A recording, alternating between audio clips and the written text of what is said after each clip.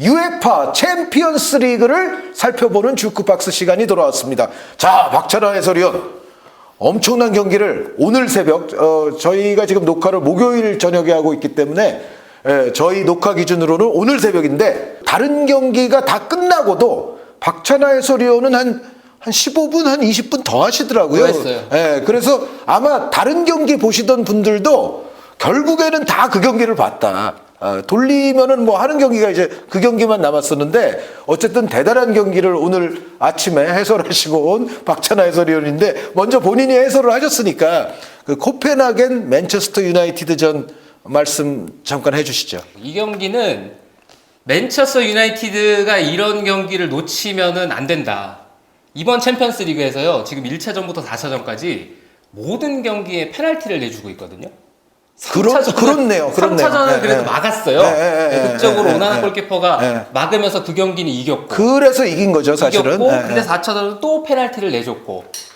이 경기 2대0으로 앞설 때까지만 해도 저는 맨체스터 유나이티드가 최근에 테나가 감독이 자기가 하고자 하는 축구를 좀 내려놨잖아요. 그래서 선수의 배치라든가 이런 거 보면은 일단 수비 라인이 부상이라든가 컨디션 저하라든가 이런 이유들로 인해서 정상 백포가 본인이 구상했던 그 수비 라인을 만들질 못하니까, 아예 그러면 좀 내려놓고 그냥 내용은 좀 버리되 이길 수 있는 쪽으로 초점을 맞추자. 근데 원래 저 연초에, 그러니까 지난 시즌에 레시포드 선수 아주 좋았을 때 그런 컨셉이 엄청나게 성공적이지 않았었나요? 성공했는데 감독들이 또 그런 욕심이 있잖아요. 이거는 내 축구가 아니야. 내 철학이 아니야. 결국에는 정상화시키고 싶어 한다. 정상화시키고 싶어 했고, 시즌 초반에도 몇 차례 시도들이 있었어요. 근데 시즌 초반에는 오히려 제가 봤을 때 경기마다 너무 컨셉이 달라지는 거 아닌가라는 불안감이 있었어요. 그런데 지금은 성적이 안 좋고 부상자 늘어나고 상황이 이러다 보니까 일단 뒤쪽에 좀 단단하게 뒤받칠 수 있는 선수들, 장신 선수들, 잘 지킬 수 있는 선수들, 그런 선수 배치해놓고 경기하고 있잖아요. 맥토민이 나오고 맥아이어, 에반스 배치하고 이런 식으로 가잖아요. 근데 이 경기는 출발이 굉장히 좋았어요. 2대0으로 앞서고 올 때까지만 해도 이 경기는 맨체스터 유나이티드가 너무 쉽게 이기겠는데, 이런 생각으로 경기가 시작이 됐거든요. 그것도 리그에서는 골을 전혀 못 넣고 있지만 챔피언스 리그만 오면은 다득점을 하고 있는 호일룬 선수가 이제 멀티골을 터뜨렸죠. 이 경험의 차이를 무시할 수가 없는 게 코펜하겐도 절박했어요. 이 홈 경기에서 마지막 기회였죠. 우리가 토너먼트에 갈 수 있는 희망의 불씨를 살리느냐, 아니면 여기서 무너지느냐. 상당히 부담스러운 경기였는데 많이 우왕좌왕하더라고요. 오히려 맨체스터 유나이티드 원정 경기보다 이 출발이 훨씬 더 나빴어요. 라인업에서 변화가 없었거든요. 그럼에도 우왕좌왕하면서 계속 실점하고 그랬는데, 이 경기에서의 변수는 물론 레시포드 선수의 퇴장이 가장 큰 변수였죠. 그렇죠. 그런데 또 하나의 변수가 있었는데, 경기가 전반전에 한 2번 정도 끊어졌거든요. 그 시간들을 코펜하겐이 잘 쓴 거죠. 그렇죠. 흔들렸던 상황에서 이 니스트룩 감독이 선수들을 모아서 그럴 때마다 다시 한번 뭘 해야 되는지 예의시키고, 그런 타이밍이 지나고 나서 다시 플레이가 재개됐을 때 선수들이 달라진 모습이 나왔어요. 그 만회하는 골이 금방 나왔다는 게 이 경기를 뒤집을 수 있는 코펜하겐의 가장 큰 원동력이었다는 생각이에요. 네. 어쨌든 레시포드 선수는 요즘 뭐 폼도 안 좋지만 정말 좀 피해를 크게 입히는 퇴장이었어요. 피해도 크게 입혔고, 레시포드 선수는 근데 이런 것도 있는 것 같아요. 레시포드 선수 스스로도 좋은 활약을 하고 있지 못하는 거 맞지만, 레시포드에게 알맞은 옷을 테나가 감독이 못 입혀주는 것도 저는 있다. 이번 시즌에 맨체스터 유나이티드가 궁극적으로 하려고 하는 건, 지금 많은 프리미어리그 클럽들이 이른바 이 과르디올라 감독의 3-2-5 대응을 많이 하려고 하거든요. 그렇죠. 근데 맨체스터 시티도 이게 후방에서의 작업의 차이는 있지만, 이게 풀백이 가운데 와서 미드필더처럼 이제 들어가고 이런 모습을 봤을 때는 맨체스터 유나이티드도 시즌 초반에 그런 모습을 많이 하려고 했거든요. 양 사이드 넓게 벌려서 공격 배치가 돼서 1대1 하려고 하는 그 임무를 레시포드에게 맡겼는데, 레시포드 선수가 과연 그런 아이솔레이션 상황에서의 1대1의 전문가냐, 아니면 이게 되던 안 되던 중이 되건 밥이 되건 계속 슛 시도를 시켜서 이 선수의 득점력을 이끌어내는 게 이 선수의 장점을 극대화시키는 쪽이냐 보면 저는 후자라는 생각이 강하게 들었어요. 그러니까 윙에 가까운 선수라기보다는 스트라이커에 가까운 선수로 봐야 되겠죠. 그리고 그렇다고 해서 9번 스타일은 아니지만 그래도 윙포워드처럼, 그러니까 호날두 선수가 계속 공격 포인트를 만들었던 그런 역할 있잖아요. 그런 역할이 오히려 레시포드에겐 잘 맞다는 생각인데, 근데 또 한편으로는 팀이 그런 걸 하고 싶은데 맡길 선수가 없으니까 레시포드에게 그런 임무를 맡기기도 했겠죠. 네. 네, 근데 거기서 좀 안 맞는 옷도 있었고, 그리고 오른쪽에 가서 뛸 때는 예전부터 레시포드 선수가 활약상이 그렇게 인상적이지 못했잖아요. 근데 이날도 오른쪽에 선발 출전이 됐거든요. 근데 수비를 열심히 하려고 한 나머지 거기서 사고가 발생했죠. 그런데 전체적인 어떤 그 경기 내용에서 아까 처음에 말씀해 주신 것처럼 그 페널티를 자주 허용하는 문제. 근데 그 페널티 허용할 때 보면 그 맨체스터 유나이티드가 뭔가 그것도 좀 정말 좀 약간 쓸데없는, 그리고 어떻게 보면 좀 허무한 그런 페널티 허용들이 요즘 계속 좀 나오는 것 같아요. 그리고 동시에 불운하기도 하고요. 그 어떤 측면에서요 불운을 또 말씀하시는 거죠? 우에파 주간대회 혹은 국제대회 경험이 많지 않은 심판들이 그런 대회에 배정이 되잖아요.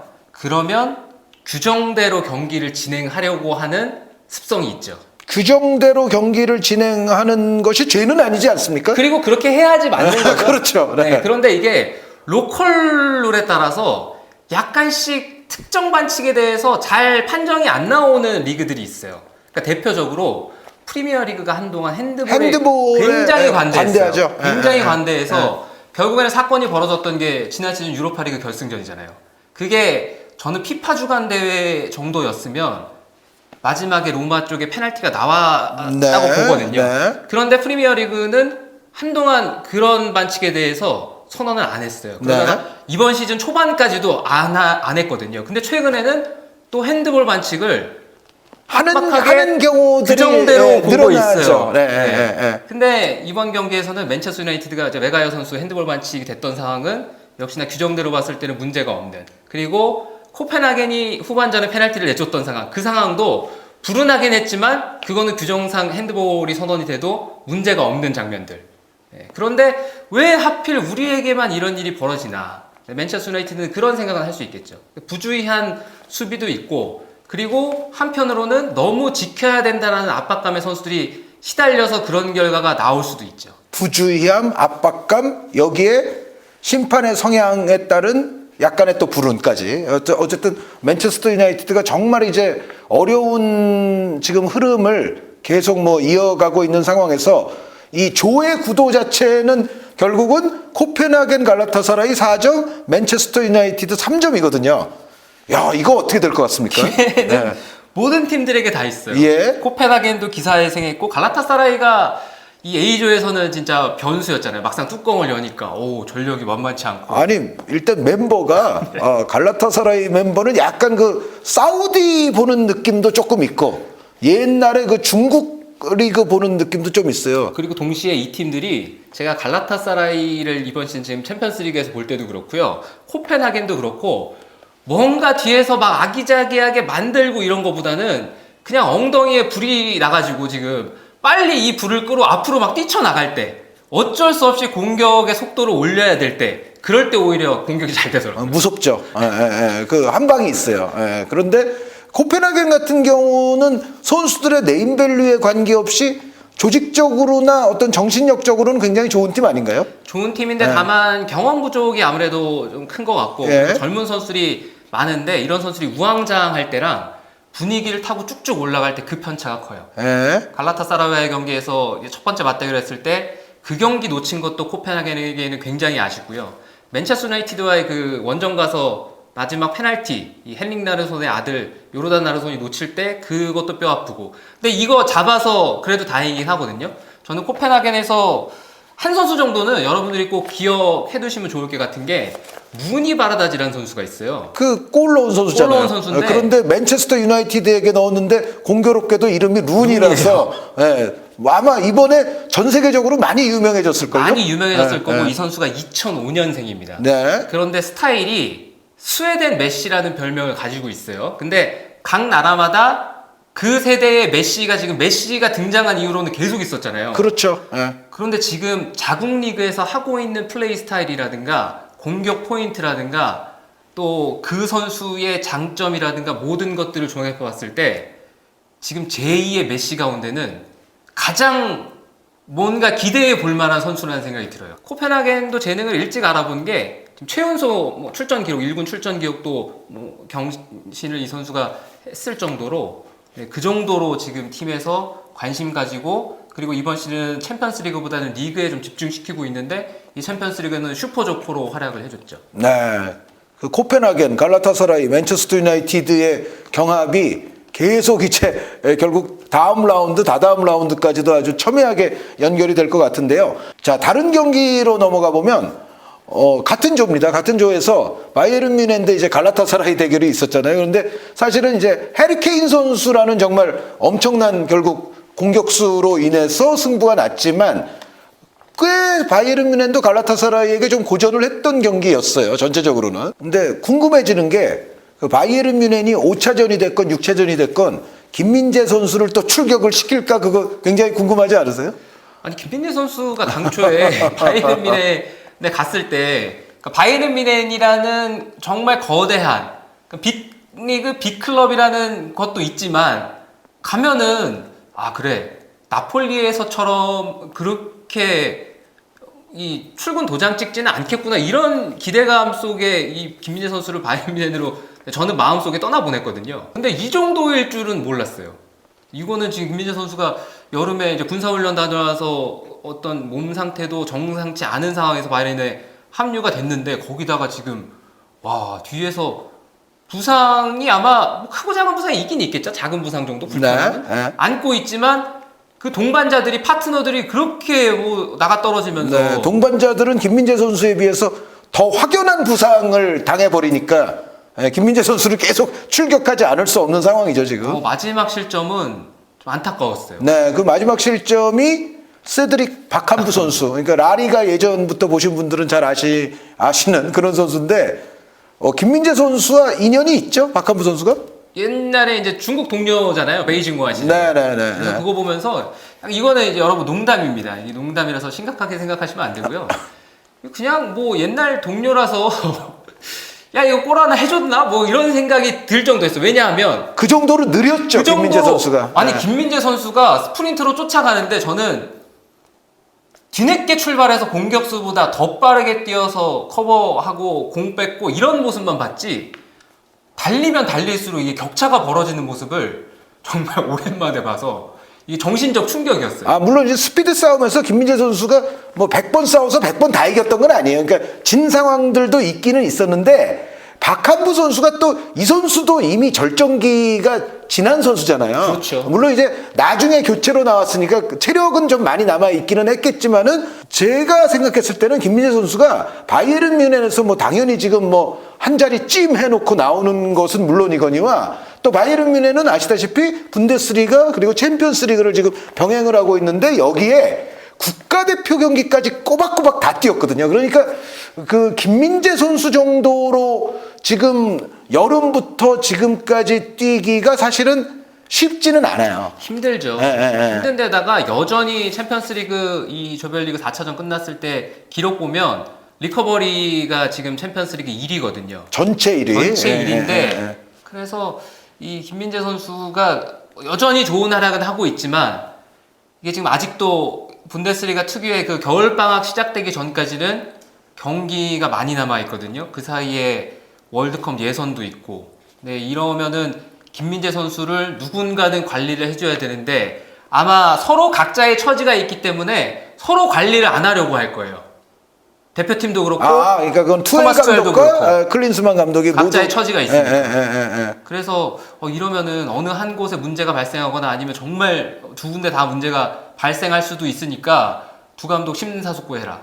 김민재 선수의 어떤 무리한 혹사에 대해서는 좀 우려가 좀 되는 그런 어떤 바이에른 뮌헨과 갈라타사라이의 경기였고요. 자, 마지막으로 이제 박찬하 해설위원과 얘기 나눠볼 조는 이강인 선수의 소속 클럽인 파리 생제르맹이 포함되어 있는 죽음의 조. 자, 제가 숫자를 외우고 있습니다. 7점, 6점, 5점, 4점인 조. 어디가 1등이죠, 지금? 죽음의 조다워요. 네. 깜짝 놀랄만한 팀이 이 F조에서 선두 달리고 있죠. 도르트문트요?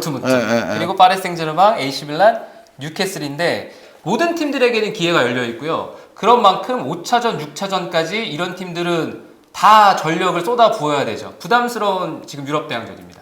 그렇죠. 그러니까 뭐 리그와 다들 이제 병행하고 있는 입장이지만 특히 이런 조는 일단 리그는 어쨌든 한두 경기 좀 못해도 또 이제 만회의 기회가 오지 않습니까? 그런데 이 네 팀의 경우에는 지금은 그냥 챔피언스 리그에 올인하는 그런 쪽으로 가야 되지 않나 싶기는 해요. 일단 초반에는 올인을 하는 게 맞죠. 네. 왜냐하면은 리그에서 잘하는 것도 결국에는 챔피언스리그 나가기 위함이잖아요. 그렇죠. 리그에서 영광도 있지만. 네, 여기서 해야 결국은 이제 토너먼트에 일단 올려놓고 뭐 거기서 뭐 리그 경기에서 손해 보는 거는 이제 그 다음 문제가 되지 않나 싶은데요. 아 근데 팀들 부담이 많을 거예요. 11월 A 매치 주간 끝나고 나면은 곧바로 이 매치데이 5 있고, 네. 그리고 그 다다음 주에 이제 매치데이 마지막 6번째 경기 있어서 일정상 봤을 때는 이런 팀들은 또 대표팀 차출이 많잖아요. 그렇죠. 그러니까 네. 모든 팀들에게 부담인데 먼저 이제 밀란하고 파리 생제르맹의 결과는 밀란이 이겼잖아요. 네. 그 경기 보면서 어떤 느낌 받았냐면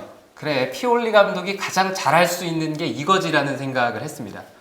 피올리 감독이 지난 시즌 대표적으로 나폴리 잡을 때 어떻게 잡았는지 아시죠? 네. 피올리 감독의 AC 밀란이 여전히 가장 잘할 수 있는 건 상대가 잘하는 걸 분석해서 못하게 만들고 그리고 볼 점유율은 내주지만 실속 있는 역습 챙겨서 경기 가져가는 거. 그 컨셉으로 경기를 했을 때 최근에는 경기 완성도가 가장 높았거든요. 네. 이 파리 생제르맹과의 경기가 그랬죠. 상대적으로 아무래도 이강인 선수의 존재로 인해서 파리 생제르맹에게 관심이 굉장히 지금 높은데 밀란은 그러한 컨셉으로 잘했다. 그럼 파리 생제르맹이 안 됐던 것을 꼽자면 뭐가 있을까요? 동점을 너무 이르게 내주는 바람에 파리 생제르맹도 아마 경기의 컨셉이라든가 이런 것들이 많이 꼬였을 거고요. 그리고 파리 생제르맹 역시도 감독 자체가 팀에 대한 아직 파악이 덜 된 거 아닌가. 아직이요? 네. 왜냐하면 아직도? 계속 과도기라고 봐야 되지 싶어요. 적어도 상반기 정도. 그러니까 갑자기 부임을 했고 그리고 새롭게 영입된 선수들이 많고 그리고 그렇긴 하죠. 그런 선수들이 또 많은 데다가 이런 선수를 어떻게 넣어야지 최상의 궁합이 맞춰지나 그걸 계속 갖춰가는 과정이라고 보고 싶거든요. 이런 건 없나요? 물론 이제 그 부분을 어느 정도는 저도 뭐 수긍한다 하더라도 약간 여기서 드는 의문은 혹시 파악은 다 끝났는데 그럼에도 불구하고 뭔가 이 선수는 그래도 무조건 그라운드에 투입을 해야 될 것 같고 이 선수는 뭐 당연히 있어야 될 선수고 뭐 등등등등 그러다 보니까는 오히려 조합이 잘 안 되는 면은 없지 않아 있지 않을까요? 파리 생제르맹은 어쨌거나 지금의 에이스의 이제 음바페 위주의 팀으로 다시 세팅을 한 거잖아요. 그렇죠. 그렇게 해서 가기로 한 거고 뭐 선수 영입이라든가 방향성이라든가 이 선수가 정말 이 팀에 필요한가 이거보다는 이게 음바페랑 이 선수가 잘 맞아서 데려온 건가? 음바페 선수가 원하는 선수인가? 아닌가? 네. 그런 생각이 드는 선수들이 있잖아요. 그래서 아마 그런 생각이 들 수도 있는데 저도 그런 의심은 하고 있어요. 근데 그게 루이스 에니케 감독이 뭔가 혼자서 독단적으로 자신 있게 아니야 이 선수는 내 축구와 어울리지 않아. 구단이 비싼 돈을 썼건 말건 나는 내가 원하는 선수를 넣을 거야라고 할 수가 있을까요? 그거는 어쨌든 약간 뇌피셜이니까 이거는 뭐 확인된 문제는 아니기 때문에 여기서 그 문제는 일단 일단락을 시키고 확실히 이제 이강인 선수가 이번 경기에서도 그 중앙 미드필드에서 약간 오른쪽으로 왔을 때 아주 절묘한 또 타이밍에 멋진 슈팅 물론 골이 되지는 않았습니다만 거의 뭐 골과 다름없는 그런 장면을 또 파괴적으로 만들었잖아요. 그래서 그 장면 같은 경우는 그 자이르 에메리 선수가 공격수를 많이 투입하는 과정에서 왼쪽 수비를 좀 봐야 되는 상황으로 자이르 에메리 선수가 옮기고 나니까 자동적으로 이제 파비안 루이스 선수와 이강인 선수 이렇게 쓰면 중앙 미드필드에 쓰면서 이강인 선수가 자연스럽게 이제 오른쪽으로 오게 되는 상황이었는데 그 위치에서 사실은 이강인 선수가 보다 창조적인 파괴적인 플레이가 나왔거든요. 그런데 그런 걸 봤으면 루이스 에니케 감독이 뭐 이강인 선수를 선발로 기용을 하건 아니면 뭐 교체로 기용을 하건 간에 약간 오른쪽 위치에 어쨌든 이강인 선수를 놔주는 게 낫지 않을까라고 생각을 하는데 박찬호 의원님 생각은 어떠세요? 저는 루이스 엔리케 감독이 그 부분에 대해서 이미 파악은 하고 있다고 생각하는 편이에요. 아, 그 문제는 파악이 그 됐다. 문제는 파악을 하고 그리고 오른쪽에 있으면 팀에 얻을 수 있는 이득도 많다는 걸 파리 생제르맹의 수장이라면 모를 수 없다는 쪽이에요. 아니 근데 아까는 저 박찬하 선생이 그 루이스 엔리케 감독이 상반기까지는 좀 파악의 시간이 좀 더 걸리지 않을까 약간 그런 말씀도 하셨잖아요. 이강인 선수가 왼쪽에 있을 때 오른쪽에 있을 때 그 차이는 파악 그 끝났을 차이 거다. 정도는 파악을 해줘야 되지 않을까. 보고 파악 못하면은 다른 팀 가야죠. 아니 물론 이강인 선수가 왼쪽에 있을 때 그 잘하는 것들이 있죠. 그러니까 이게 극대화됐을 경우가 사실은 마요르카 시절이에요. 그러니까 거기는 베닷 무리치가 있지 않습니까? 그러니까 왼쪽에서 이강인 선수가 무리치 선수 향해서 그 아주 정교하고 빠른 크로스만 계속 올려주면 거기서 뭔가 무리치 선수가 직접 넣든지 아니면 주변에 떨궈주든지 해서 마요르카는 좋은 상황을 만들어내거든요. 그러니까 무리치 선수가 있을 때는 그게 나름 그게 또 일리가 있었기 때문에 아기레 감독은 왼쪽에도 많이 썼었잖아요. 그런데 파리 생제르맹의 공격진은 사실 무리치를 갖고 하는 팀은 아니기 때문에 여기서는 오른쪽에 있는 게 사실은 더 파괴적인 모습이 분명히 나오긴 하거든요. 은바페가 오른쪽에 있으면 이강인 선수가 그냥 왼쪽에 있는 게 바람직하죠.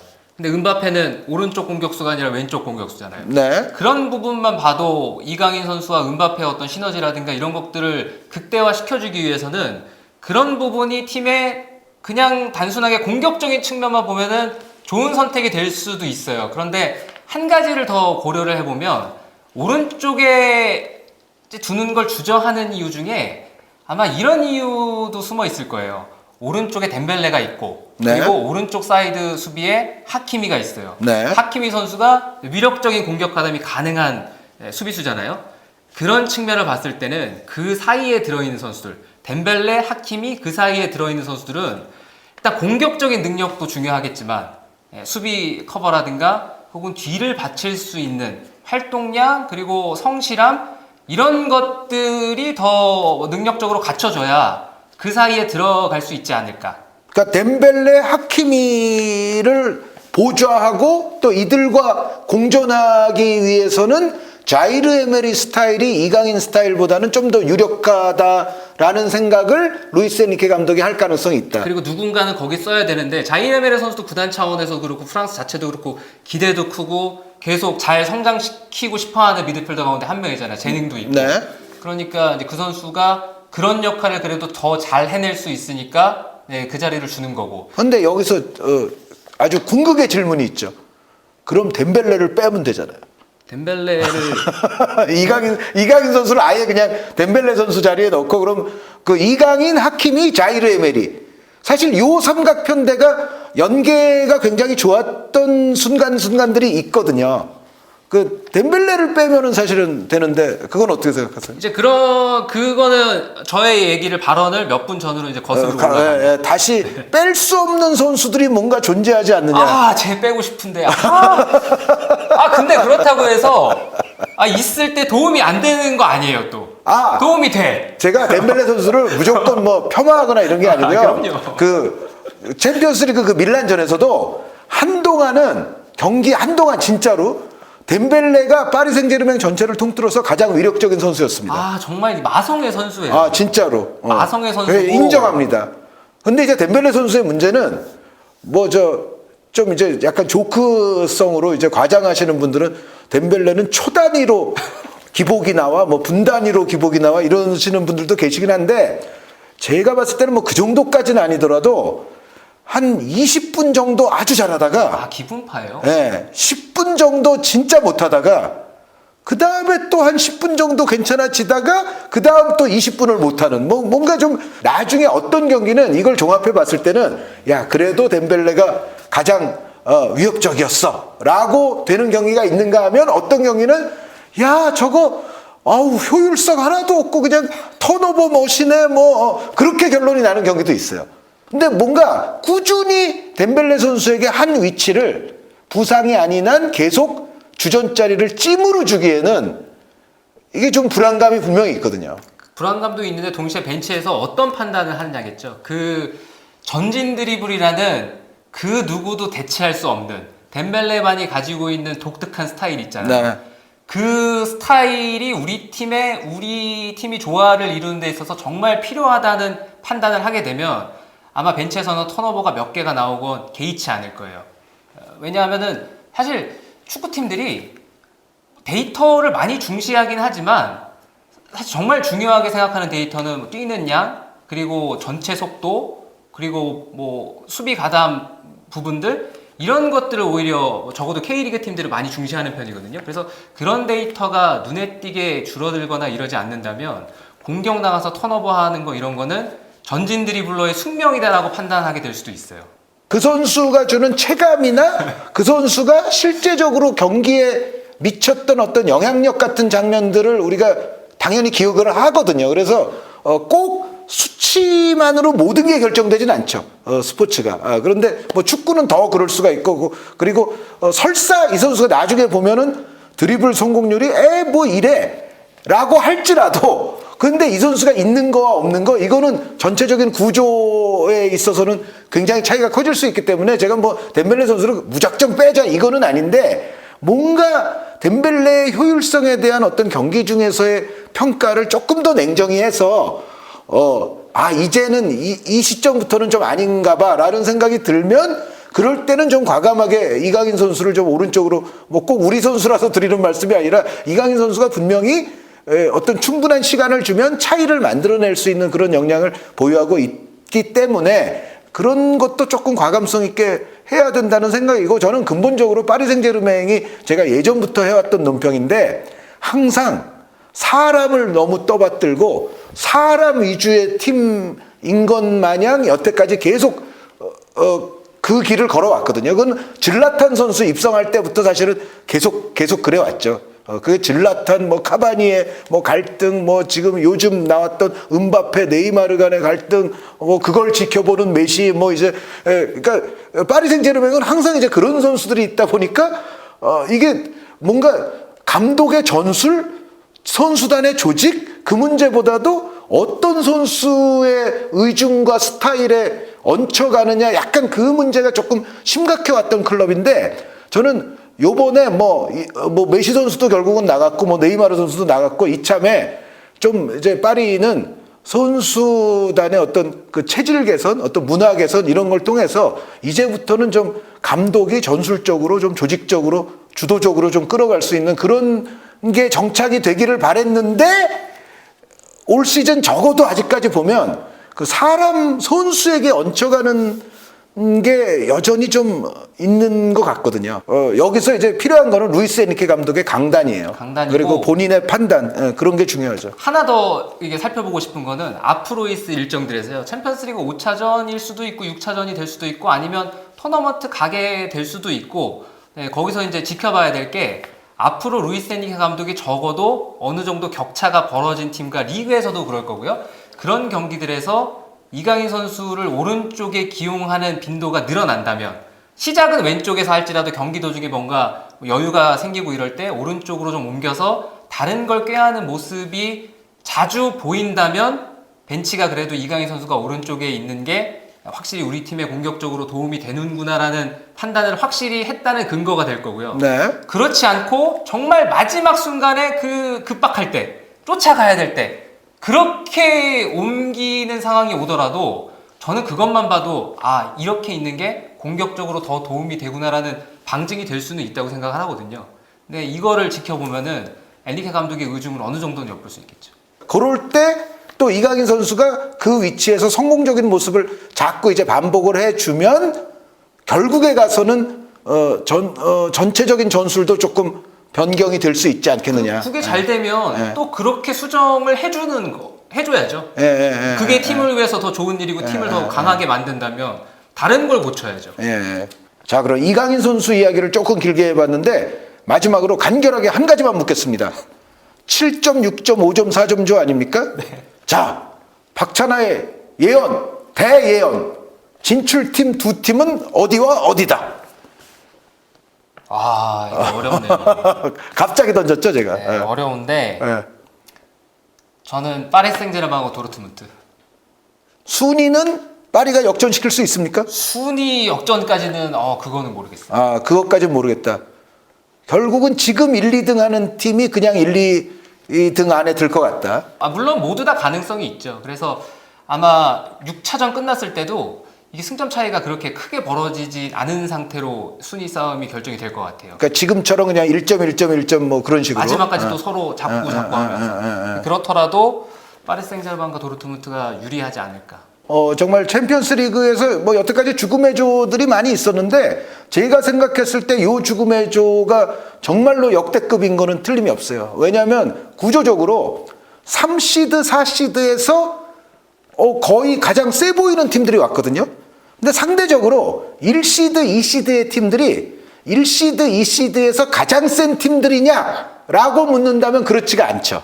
그러니까 파리 생제르맹이 1시드에서 최강 대열은 아니고 솔직히 도르트문트도 2시드에서 최강 쪽은 아니기 때문에 3, 4에서는 아주 강한 팀들이 왔고 1, 2에서는 뭐 최강급은 아니고 이제 그렇다 보니까 이게 제 생각에는 역대 챔피언스 리그 최고의 죽음의 조가 아닐까 싶기는 한데 실제적으로 4라운드까지 진행해 보니까 이제 그런 결과가 나오고 있습니다. 앞으로 이 챔피언스 리그 F조의 운명이 어찌 될지 그리고 또 파리 생제르맹이 이강인 선수를 활용하는 방식은 앞으로 어떤 방향이 될지를 또 저희와 더불어서 여러분들께서도 흥미롭게 지켜봐 주시면 대단히 감사하겠습니다. 오늘 박찬하 해설위원과 더불어 진행했던 주크박스 방송을 마치겠습니다. 여러분 대단히 감사합니다.